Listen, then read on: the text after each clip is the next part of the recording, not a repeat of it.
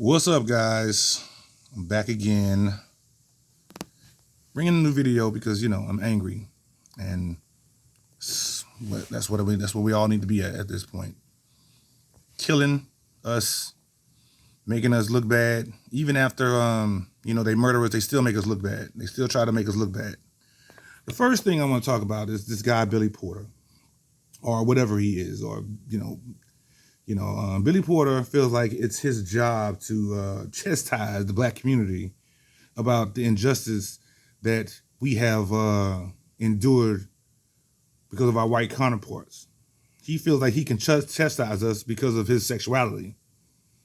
Now, I'm not even going to go into the fact that, he goes into the fact that black people really don't mess around with gay like that, and because we walk around saying that we're God's people and that we're kings and queens. And, that's not the behavior of kings and queens. Of course, there's a lot of things that we do that's not the behavior of kings and queens, but okay, whatever. Billy Porter feels like it's his job to chastise black people for not accepting his sexuality. And, I have to call bullshit on it because, I don't know what else you want. It's like we let you exist and, do your own thing. What more do you want? And even when you listen to his video, it's like he doesn't even go into any kind of what's wrong with him. So he just talks. He just goes, oh, and this is going to sting and blah, blah, blah, blah. Nowhere as a collective have the LGBT community come out and said anything about George Floyd. And this is not the first time they've sat it out. Michael Slager, the guy that was on the bench for Michael Slager, pretty much let that guy go. He was trying to let the dude go. He had, showing that they could be manipulated. So he was trying to make Michael Slager go. Which leads me to this next point. I'm trying to see like B. Simone, what's wrong with you? What is the matter with you? You have to look like something to talk about the things that you're talking about, to do the things you're doing, to say the things you're saying. You cannot look like you do and then talk about what kind of man you don't want to be with. I don't know who's with you right now and hearing you saying that, but he's crazy if he just sat there and not do anything. You're crazy if you think that you could talk about you wouldn't mess around with a 9-to-5 guy and you look like you do. I'm saying that you're ugly. I'm saying that you look like a mannequin that just got out of the store and just walking around now. Everything on you is fake. So yeah, I would guess you would definitely have to date a guy that's balling out of control to keep up with all your cosmetic bullshit. So yeah, it makes sense now. Since everything on you is fake and a scam, yeah, a guy would have to date you and keep your silly putty going on and keep your all that makeup caked on your face and shit. And that gets expensive after a little while, doesn't it? The fact that these women still exist nowadays, it's insanity to me, and they wonder why they're like the less picked. And and B. Simone looks like she's mixed with silly putty. She's mixed with, I don't know. She's mixed with something. I don't know what it is, but she's not all black. And it's so crazy that when you make statements like this or whatever, then you're black. They give you the urban title when you make stuff like this. Now, if you're saying something educated or whatever, somehow it's not to be taken, you're not saying anything educated at all. If you're saying something educated, then you're not black. But then if you say something stupid, then it's always urban, it's always black, it's always this, it's always that. And it's crazy. It's crazy that this is how these things are. I'm not going to try to say how much I am disappointed and crazed about this whole George Floyd thing. As a native Texan, my heart goes out to the guy. I feel like one of my brothers got hurt the other day, got killed the other day, and in the most malicious and disgusting, way of doing things. I'm not the biggest proponent for, I don't like when suburban kids talk about F the police or whatever, because those are the people they call on us.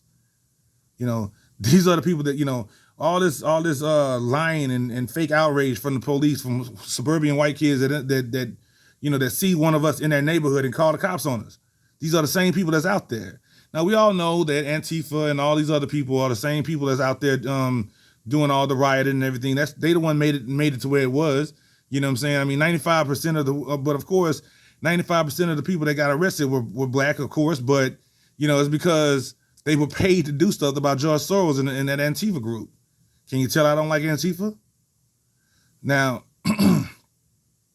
one of these days we're going to get over this. One of these days, things are going to get better. Hopefully, I'm really hopeful that things are going to get better one day. But for right now, we're in civil unrest. We're in civil unrest, and that's just how it's going to be for a little while. People still laid off of jobs. People still fighting the coronavirus. People still getting the coronavirus. People not thinking about the coronavirus no more right now because of all the things that's going on. They're rioting in the streets. They're protesting in the streets, and and people don't worry about that. And I guess people think that, people will say things like, well, if it's about justice, I'll die for it, which is a very honorable thing to say and an honorable thing to think. But if you have a situation where you can avoid that, then I would say then do it. Now I'm going to talk about, I guess, my favorite target, Lizzo. I don't dislike Lizzo because she's fat. I dislike Lizzo because she's fat and pompous about this. She wants her fatness to be somehow a plus for her. She wants people to, be happy in her fatness. And there's no really elation that you get from being fat.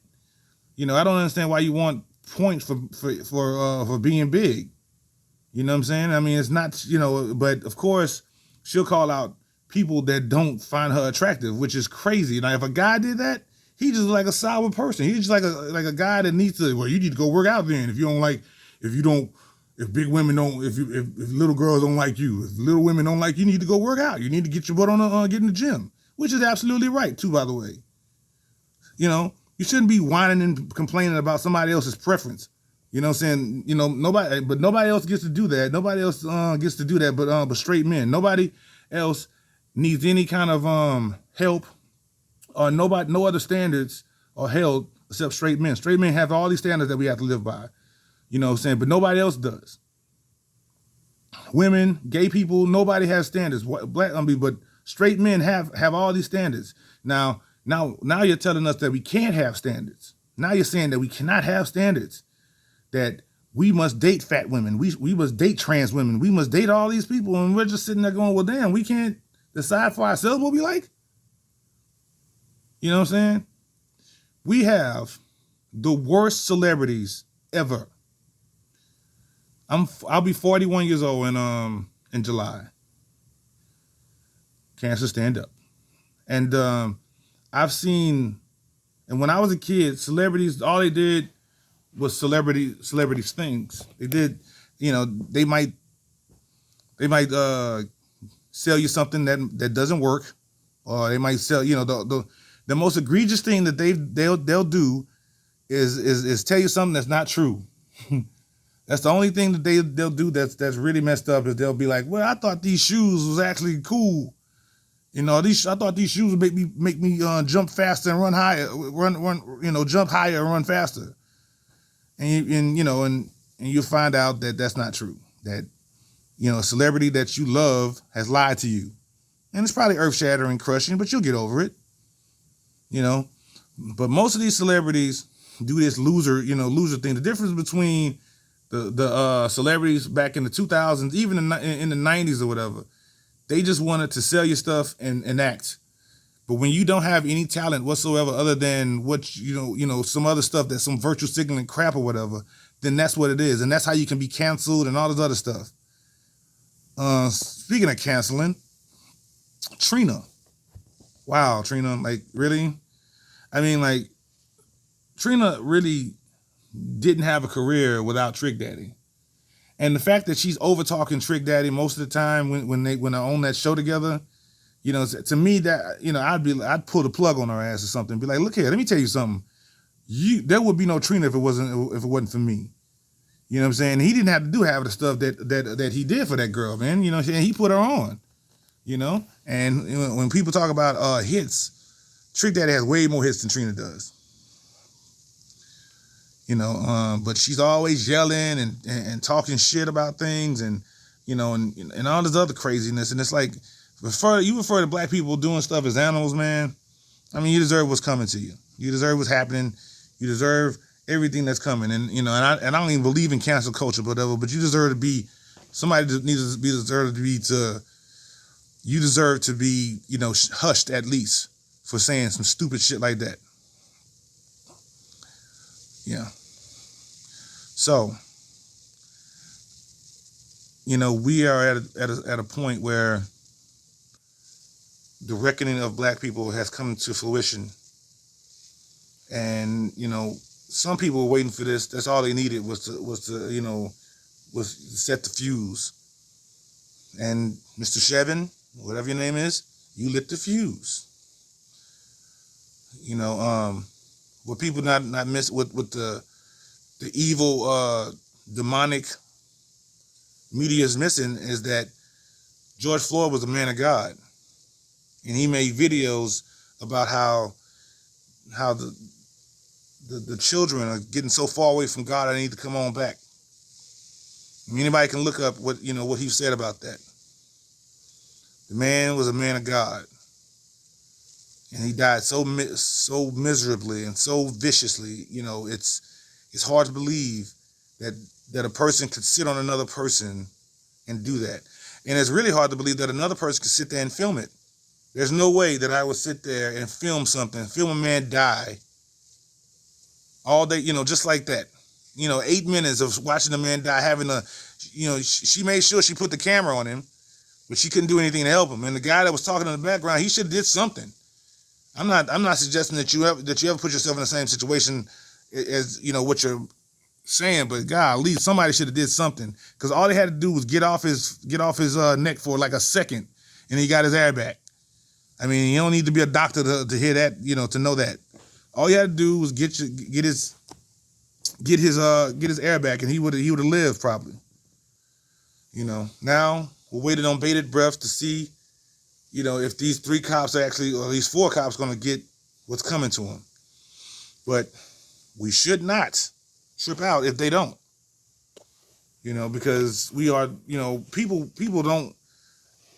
act like there's no racism until it actually shows itself up. I'm 100% waiting on racism every time I wake up in the morning. I'm waiting on it because I know it's there.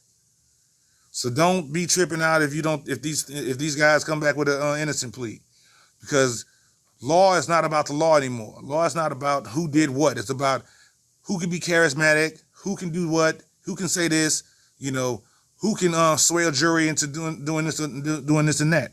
It's also about racism, because ultimately it's the jury that makes it up. Ultimately, it's the jury that says that we're going to convict or we don't. Another thing, are you stupid, Minnesota? Minnesota, you dumb? I mean, because I really think you're dumb. You want to disband your own police. Now, like I said earlier, most of these people that's doing this live in the suburbs. They live in the suburbs where you could probably talk a person, you know, from not doing something, or they live in the suburbs where, you know, where they're all shiny and nice and everything's great or whatever. You know what I'm saying? But they don't live where they really need police at. The problem is we have people that's making excuses. I mean, making choices for people who don't have any idea what it is to live outside their little bubble. You want to disband the police department? First of all, what about all the jobs that's going to be missing now because there is no police department? Where all the ex-cops go? Back to their house, angry. That's where. Pissed off because they don't have a job anymore. That, you know, all the stuff that comes with being a cop, the badge, the 401k for their kids, and all the stuff they feed their kids on. What happens then? I mean, you're not thinking it all the way through here. You know what I'm saying? You guys are crazy for that. I mean, that's going to be some more people out of work. Like, we need more of that anyway. Liberals, you're going to lose again. Sorry that, I ain't going to say sorry because I'm never sorry when a liberal loses, but you guys are going to lose again. Because anybody who votes for Joe Biden is a moron. Nobody's going to vote for Joe Biden. I mean, yeah, y'all might because whatever, but, there's more people that's going to vote for Trump and he's going to win again. This is how it works. Sorry to be the one to be the bad news, but he is going to win again. So get ready for it. You might as well get your damn tissue ready because he's going to win again. Shoot, man, just the world is losing its mind. And you should be angry about it, because I am. The world is losing its mind, and and I don't mean to sound like a preacher here, but man, there's got to be something up there spinning, keeping this world spinning, and I think whoever that is, God or whatever, is a little angry at us right now. What we need to do is get on our knees and pray, and try to hold ourselves accountable to what we're doing. Because it's not working. It's just 2020 is just it's going down probably as the worst year I've experienced on this planet. All of my, in all my years, I've never experienced a worse year. At the end of, like, when they do those shows about the year in review, it ain't gonna look too grim. It ain't gonna look too good. It's gonna be a grim year. Because, that's what you see. You're going to see nothing but grimness. You got the coronavirus, you got the riots, you got all this stuff going on, man, and all in 1 year. And it was just like once 2019 left, everything went crazy. Black folks, if you don't think there's a time, if you don't see this as a time to come together, then you blind and don't want to see. Not even blind and can't see, blind and don't want to see. Because you can be blind and still see something.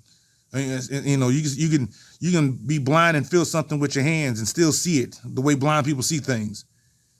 But if you don't see that this is a time for us to come together and quit bullshitting, then you're blind and you don't want to see. You're blind and you don't want to touch it.